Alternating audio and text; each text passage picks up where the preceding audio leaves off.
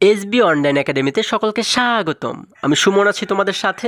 ছোট্ট বন্ধুরা, আজকে আমরা তৃতীয় শ্রেণীর 136 পৃষ্ঠার মধ্যে যে অঙ্কগুলো রয়েছে এগুলোকে সবচেয়ে সহজ নিয়মে কিভাবে করে সমাধান করা যায় এই বিষয়টি শিখব। চলো তাহলে শুরু করা যাক। বন্ধুরা, আমরা যদি 136 পৃষ্ঠার একদম উপরে লক্ষ্য করি, এখানে বলা হয়েছে নিজে করি। দেখো, 1 নম্বরে বলা হয়েছে মিল করি। আমরা এখানে অনেকগুলো ছবি দেখতে পাচ্ছি এবং যদি একটু ডান পাশে লক্ষ্য করি, এখানে বলা হয়েছে বিন্দু, রেখা, সমতল, বক্রতল। এই যে ছবিগুলো আমরা দেখতে পাচ্ছি, এখান থেকে বিন্দু যেখানে রয়েছে সেই বিন্দুর সাথে কিন্তু আমাদের এই বিন্দুকে মিল করতে হবে, ঠিক আছে? দাগ টেনে মিল করতে হবে। তারপর রেখা কোথায় রয়েছে, রেখার সাথে আমাদের এই রেখাকে মিল করতে হবে, সমতলের সাথে সমতল এবং বক্রতলের সাথে কিন্তু বক্রতলকে আমাদের মিল করতে হবে। তাহলে একদম শুরুতে দেখো, যেহেতু রয়েছে বিন্দু, তাহলে এখানে বিন্দু কোথায় রয়েছে দেখো তো। এই দেখো, আমাদের কিন্তু তীর দিয়ে এখানে দেখানো হচ্ছে। আমরা দেখতে পাচ্ছি এই যে চিত্রটি, এখানে কিন্তু অনেকগুলো বিন্দু রয়েছে, তাই না? বিন্দু মানে হচ্ছে যে কোনো ফোঁটা। তাহলে এটি যেহেতু বিন্দু, তার মানে আমরা এই বিন্দুর সাথে এই বিন্দুকে মিল করে দিব। এরপরে রয়েছে রেখা। রেখা কোথায় দেখো, আমরা যে একদম নিচের ছবিটি যদি লক্ষ্য করি, এখানে কিন্তু আমরা দেখতে পাচ্ছি একটি রাস্তার ছবি দেওয়া রয়েছে, তাই না? এবং রাস্তার মাঝে মাঝে কিন্তু একটি দাগ আমরা দেখতে পাচ্ছি। তাহলে এই দাগকেই বলা হয় রেখা। আমরা জানি যে কোনো ধরনের দাগকে বলা হয় রেখা। তাহলে এটি যেহেতু রেখা, তাহলে এই চিত্রের সাথে আমরা রেখাকে মিল করে দিব। এরপরে রয়েছে সমতল। সমতল মানে বুঝি হচ্ছে যার পাশ সমান, অর্থাৎ যে জিনিসের পাশ সমান থাকে তাকে বলা হয় সমতল। আমরা দেখতে পাচ্ছি, দেখো এই যে বইটি রয়েছে, এই বইয়ের উপরের পাশ কিন্তু সমান, তাই না? তীর দিয়ে কিন্তু আমাদের দেখানো হচ্ছে।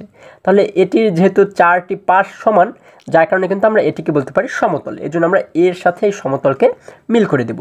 এবং সর্বশেষ রয়েছে বক্রতল। বক্রতল মানে হচ্ছে বাঁকা তল, মানে যে সমস্ত জিনিসের পাশগুলো বাঁকা থাকে তাকে বলা হয় বক্রতল। দেখো, একদম উপরের যে ছবিটি আমরা দেখতে পাচ্ছি, এটির পাশে যে যদি আমরা লক্ষ্য করি, দেখো এর পাশটা কিন্তু বাঁকা, মানে গোল ধরনের, তাই না? যার কারণে এটিকে আমরা বলতে পারি বক্রতল। এজন্য এর সাথে কিন্তু আমরা এটিকে মিল করে দেব। তাহলে কিন্তু আমাদের সমাধান করা হয়ে গেল।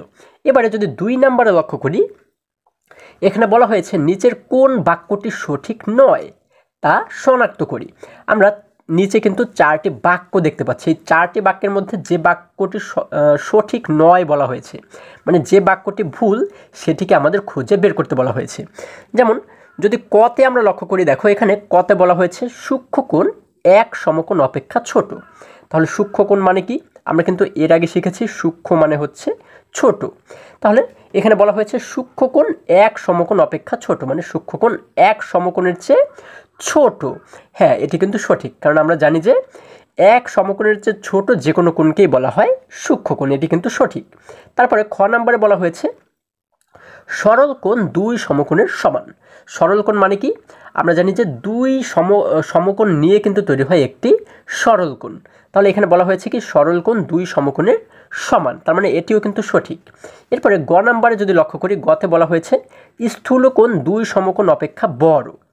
স্থূল মানে হচ্ছে কি বড়। তাহলে আমাদের বলা হয়েছে স্থূলকোণ হচ্ছে দুই সমকোণ অপেক্ষা বড়। তাহলে দুই সমকোণ মানে হচ্ছে দুই সমকোণ যখন থাকে পাশাপাশি, তখন কিন্তু সেটি সরল কোণ হয়ে যায়। তাহলে স্থূলকোণ কি সরল কোণের চেয়ে বড়? না বন্ধুরা, স্থূলকোণ কিন্তু কখনোই সরল কোণের চেয়ে বড় হতে পারবে না। তার মানে এই বাক্যটি কিন্তু ভুল, ঠিক আছে?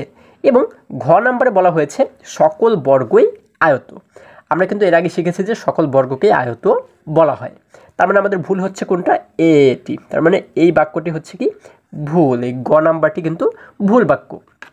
আমরা কিন্তু এটিকে শনাক্ত করেছি।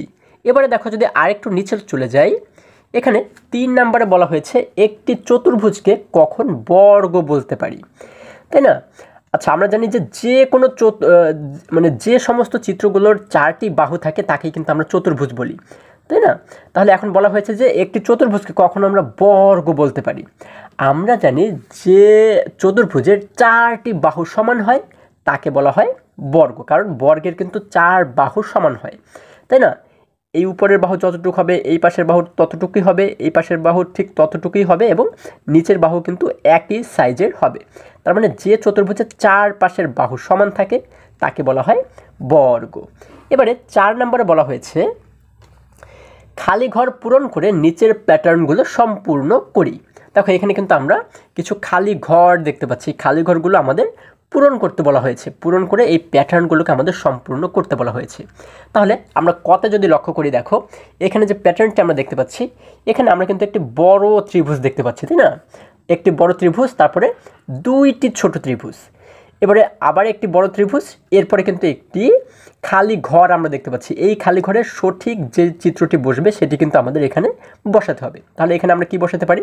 দেখো এই প্যাটার্নটিকে আগে আমাদের লক্ষ্য করতে হবে যেটি কোন নিয়মে তৈরি করা হয়েছে। দেখো এটি এই নিয়মে কিন্তু তৈরি করা হয়েছে, একটি বড় ত্রিভুজ থাকবে, দুইটি ছোট ত্রিভুজ, তারপরে আবার একটি বড় ত্রিভুজ, আবার দুইটি ছোট ত্রিভুজ, একটি বড় ত্রিভুজ, দুইটি ছোট ত্রিভুজ। তাহলে এখানে একটি বড় ত্রিভুজ আছে, দুইটি ছোট ত্রিভুজ রয়েছে, এরপরে একটি বড় ত্রিভুজ রয়েছে, তারপরে কিন্তু দুইটি ছোট ত্রিভুজ এখানে হবে, তাই না? দেখো এইখানে কিন্তু একটি ছোট ত্রিভুজ রয়েছে এবং এইখানে কিন্তু আমাদের এই ঘরে আরেকটি ছোট ত্রিভুজ অঙ্কন করতে হবে। তাহলে এইখানে কিন্তু আমরা একটি ছোট ত্রিভুজ অঙ্কন করব। ঠিক আছে, আমরা এই যে এখানে একটু ছোট ত্রিভুজ অঙ্কন করে দিলাম। হ্যাঁ, আচ্ছা, এবারে দেখো একটি বড়, দুইটি ছোট, একটি বড়, দুইটি ছোট, এবারে কী হবে? আবার একটি বড় হবে, তাই না? তাহলে এইখানে কিন্তু আমরা একটি বড় ত্রিভুজ অঙ্কন করব।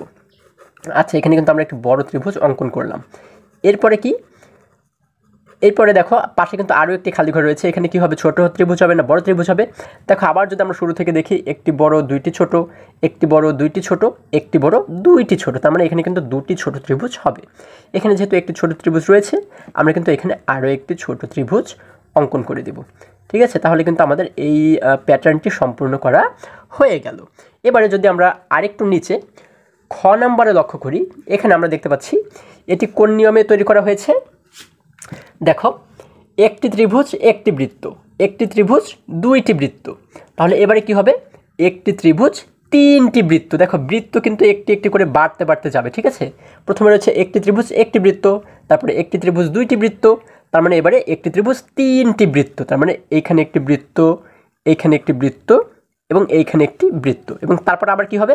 তারপরে কিন্তু আবার একটি ত্রিভুজ হবে, তাই না? একটি ত্রিভুজ, একটি বৃত্ত, একটি ত্রিভুজ, দুইটি বৃত্ত, একটি ত্রিভুজ, তিনটি বৃত্ত, তারপর আবার একটি ত্রিভুজ। তাহলে এটিও কিন্তু আমাদের সম্পূর্ণ করা হয়ে গেল। এবারে যদি আরেকটু নিচে চলে যাই, এখানে 5 নম্বরে আমরা দেখতে পাচ্ছি, এখানে বলা হয়েছে নিচের চিত্রগুলো প্যাটার্ন হবে কিনা তা খুঁজে বের করি, সঠিক উত্তরের উপরে টিক চিহ্ন দেই এবং কারণ বলি। দেখো এখানে কিন্তু আমরা কিছু চিত্র দেখতে পাচ্ছি এবং বলা হয়েছে এই চিত্রগুলো প্যাটার্ন হবে কিনা তা খুঁজে বের করি। ঠিক আছে, এবং সঠিক উত্তরের পাশে টিক চিহ্ন দেই এবং কারণ বলি। আচ্ছা দেখো যদি ক নাম্বার আমরা লক্ষ্য করি এটি কি কোনো প্যাটার্ন হয় কি না। দেখো এখানে কিন্তু আমরা অনেকগুলো তীরের মতো দেখতে পাচ্ছি, তাই না? তাহলে এই প্রথম তীরটি এটি কোথায় রয়েছে? এটি কিন্তু রয়েছে ডানে, তাই না? এটি চলে গেছে ডানে। তাহলে এটি গেল ডানে, এটি উপরে, এটি কিন্তু আবার বায়ে গেছে, তাই না? তাহলে এই নিয়মটিকে মেনে কিন্তু বাকিগুলো হবে। যদি এই নিয়ম মেনে এই তীরগুলো একই রকমভাবে থাকে তাহলে কিন্তু আমরা বলতে পারি এটি একটি প্যাটার্ন। যেমন এই নিয়মটি হচ্ছে কি, প্রথমে থাকবে ডানে, তারপরে যাবে উপরে, তারপরে যাবে বায়ে। দেখো একই রকম রয়েছে কি না? প্রথমে ডানে, তারপরে উপরে, তারপরে বায়ে। হ্যাঁ, দেখো একই রকম নিয়ম মেনেই কিন্তু এটি তৈরি করা হয়েছে। আবারও দেখো ডানে, উপরে, বায়ে, ডানে, উপরে, বায়ে। তার মানে কিন্তু একই রকম নিয়ম মেনে এটি তৈরি করা হয়েছে। তার মানে এটি একটি প্যাটার্ন। আমরা কিন্তু এখানে হ্যাঁতে টিক চিহ্ন দেবো। এখানে যে হ্যাঁ এবং না রয়েছে আমরা হ্যাঁর উপরে টিক চিহ্ন দেব। এরপরে যদি আমরা খ নাম্বার লক্ষ্য করি, এখানে দেখো আমরা কিন্তু অনেকগুলো চিত্র এখানে দেখতে পাচ্ছি। যেমন এখানে একটি লাল রঙের একটি চিত্র আমরা দেখতে পাচ্ছি, এরপরে একটি বৃত্ত দেখতে পাচ্ছি, তারপরে একটি তীর দেখতে পাচ্ছি। এই তীরটি কোথায় রয়েছে? নিচের দিকে রয়েছে। তাহলে এই তিনটি যেভাবে রয়েছে সেই একই সিস্টেমে যদি বাকি চিত্রগুলো থাকে তাহলে কিন্তু এটিকে আমরা একটি প্যাটার্ন বলতে পারি। তাহলে প্রথমে হচ্ছে একটি লাল রঙের এই আমরা এটিকে যোগ চিহ্নের মতো দেখতে পাচ্ছি। দেখো তাহলে এটি থাকবে প্রথমে, তারপরে থাকবে একটি বৃত্ত, তারপরে একটি তীর, এবং তীরটি কিন্তু নিচের দিকে যাবে। তাহলে এবারে দেখি তো, প্রথমে একটি লাল রঙের চিহ্ন থাকবে, এটি রয়েছে, তারপর একটি সবুজ রঙের চিহ্ন থাকবে, এটিও রয়েছে, এরপর একটি তীর থাকবে, এটিও রয়েছে, কিন্তু এই তীরটি কিন্তু উপরের দিকে চলে গেছে। দেখো এটি নিচের দিকে ছিল কিন্তু ও চলে গেছে উপরের দিকে, তার মানে ও কিন্তু নিয়মটা ভঙ্গ করেছে, তাই না? এবার দেখো এখানেও প্রথমে লাল রঙের একটি চিত্র, তারপর সবুজ রঙের, এরপর একটি তীর। এই তীরটিও কিন্তু দেখো নিচের দিকেই রয়েছে, তার মানে ওর মতোই কিন্তু ও নিচের দিকে রয়েছে। কিন্তু এই মাঝখানে যে তীরটি ও কিন্তু উপরের দিকে চলে গেছে। যখন ও উপরের দিকে চলে গেল তখন কিন্তু ওর কারণে এটি প্যাটার্ন হলো না, ও কিন্তু নিয়মটিকে ভঙ্গ করেছে, যার কারণে কিন্তু এটিকে আমরা প্যাটার্ন বলতে পারি না। এই জন্য আমরা কী করবো, হ্যাঁতে টিক দেবো না নাতে টিক দেবো, আমরা নাতে টিক দেবো। ঠিক আছে, এটি প্যাটার্ন হলো না কার জন্য, এই মাঝে তীরটির জন্য। এই তীরটি উপরের দিকে চলে যাওয়ার কারণে এটিকে আমরা প্যাটার্ন বলতে পারি না। আশা করি এই পৃষ্ঠার প্রতিটি অঙ্ক তোমরা খুবই সহজে এবং খুবই সুন্দরভাবে বুঝতে পেরেছো। বন্ধুরা, আজকে আমাদের এই পর্যন্তই। আবারও দেখা হবে পরবর্তী ভিডিওতে। আর হ্যাঁ, তোমরা যদি আমার চ্যানেলে নতুন হয়ে থাকো তাহলে অবশ্যই এখনই চ্যানেলটি সাবস্ক্রাইব করে পাশে থাকো, যেন আমার যে কোনো ভিডিও আপলোড করার সাথে সাথে খুব সহজেই তোমরা সেটি পেতে পারো। এবং তৃতীয় শ্রেণীর যে কোনো পৃষ্ঠার সমাধান দেখতে এই সোজা যে লিঙ্ক দেখতে পাচ্ছ, এই লিঙ্কের উপর প্রবেশ করে তোমরা যে কোনো সময় যে কোনো পৃষ্ঠার সমাধান খুব সহজেই দেখে নিতে পারো। সকলে ভালো থাকো, সুস্থ সবল থাকো, এই কামনা করে শেষ করছি। ধন্যবাদ সকলকে।